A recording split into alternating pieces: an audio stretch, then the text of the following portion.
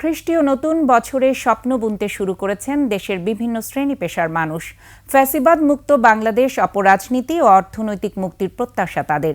সেই সঙ্গে শিক্ষাঙ্গনে স্বাভাবিক অবস্থা ফেরানোর পাশাপাশি এক নতুন বাংলাদেশ গড়ার প্রত্যয় প্রতিফলিত হচ্ছে জনমনে। বিস্তারিত সঞ্জয় অধিকারী রিপোর্টে। ২৪-এর মধ্যভাগে হাসিনা সরকারের পতনের মধ্য দিয়ে ফ্যাসিবাদ মুক্ত হয়েছে দেশ। রাজনীতির অঙ্গনে ঘটে গেছে আমূল পরিবর্তন।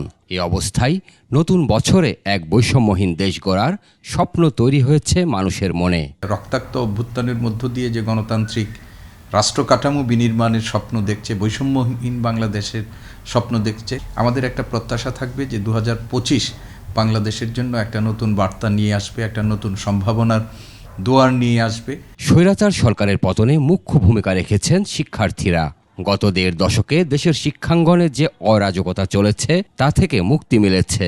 এখন স্বপ্নের বাংলাদেশ গঠনে নবপ্রত্যাশা তৈরি হয়েছে।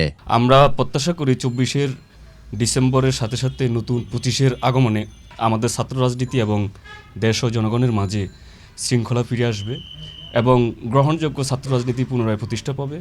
ক্যাম্পাসগুলোতে সন্ত্রাস দমন হবে এবং শিক্ষার সঠিক পরিবেশ সৃষ্টি হবে। আমরা পিছনে যেভাবে ফ্যাসিবাদের বিরুদ্ধে লড়েছি, বিভিন্ন ক্যাম্পাসে রাজনৈতিক একটি সন্ত্রাসী গোষ্ঠীর বিরুদ্ধে আমরা লড়েছি, আমরা চাইব এবং আমরা এই দিকে সজাগ থাকব এর পুনরাবৃত্তি যেন এই দেশে আর না করতে পারে।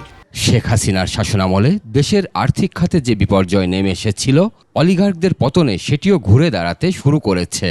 তবে বিশ্লেষকেরা বলছেন, অর্থনীতির ভিত শক্ত করতে নতুন বছরে কঠিন চ্যালেঞ্জ মোকাবিলা করতে হবে। আমাদের প্রধান প্রত্যাশা থাকবে লিকুইডিটি সিচুয়েশনটা যাতে আরেকটু ইজি হয়।